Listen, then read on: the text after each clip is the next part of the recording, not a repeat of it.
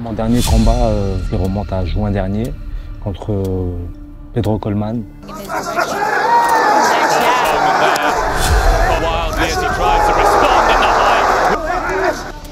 J'ai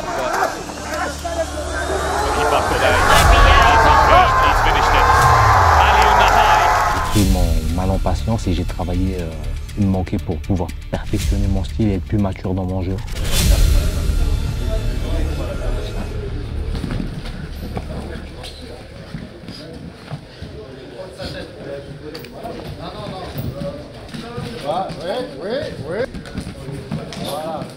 Il n'y a plus aucun point du MMA qui me fait peur. Avant, je me basais beaucoup sur mon striking. Maintenant, je sais que sur la lutte, le sol, tout a été mis au point. Donc, j'attends mes adversaires pour leur montrer, quoi.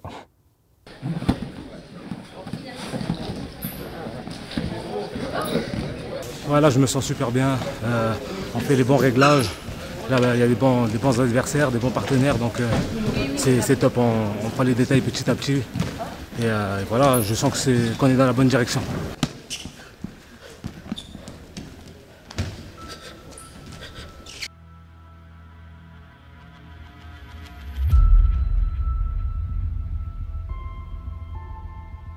L'organisation Ares, pour moi, jusqu'à présent, c'était ce qu'il y avait de mieux en France et mieux pour moi, dans le sens où c'était vraiment l'organisation qui se rapproche le plus de l'UFC en termes de visu et de tout ce qu'il propose. Tout ce que Ares propose, c'est un mini UFC pour moi. C'est vraiment comme ça que je le vois.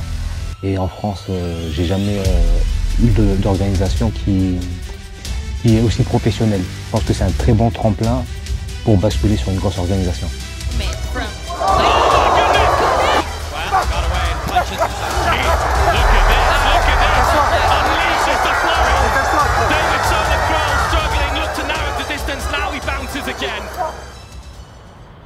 Mon adolescence a été très chaotique. Arrivé du Sénégal, je suis arrivé en Corse, c'était assez calme. Après, j'ai basculé à Nice. Je suis tombé dans l'un des pires endroits de Nice. J'ai vite appris j'ai appris les codes.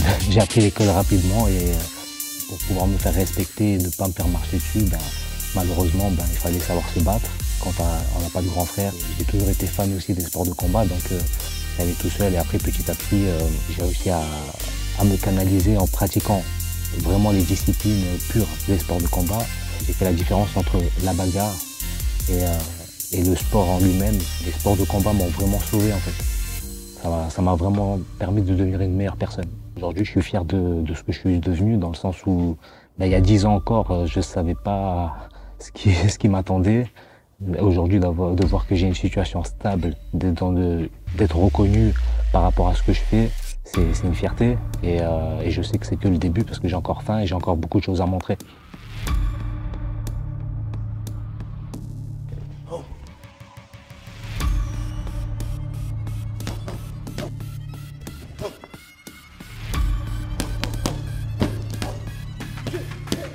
On a vraiment charbonné en fait pendant cette année pour corriger certaines choses et garder les qualités d'Ali au plus haut degré, ses qualités athlétiques.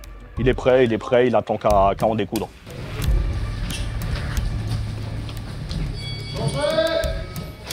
Là, on m'a proposé Aolar, donc je sais que c'est un Vénusélien qui est très dur au mal et je pense qu'il sera au rendez-vous, donc il sera là pour faire une guerre. Et c'est tout ce que je demande, quoi. Le prochain adversaire d'Ali a été très compliqué en fait à analyser parce qu'il n'a pas de style particulier en fait. Il n'est pas forcément, c'est pas forcément un super striker, un super lutteur ou un super grappleur.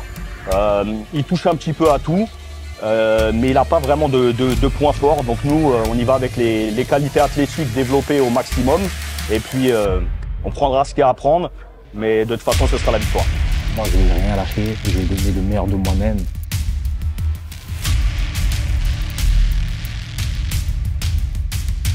Donc le 18 avril, vous attendez pas une décision, ce sera un finish. Premier, deuxième, troisième round, mais quoi qu'il arrive, de toute façon, ce sera ou un KO ou une soumission. Je ne sais pas du tout c'est quoi son état d'esprit, mais moi je serai présent et je serai déterminé. Comme jamais, je suis concentré que sur moi. Au 18, on se voit le 18. Je lui parlerai dans la cage directement. Pour tous les fans de Ares, merci pour le soutien.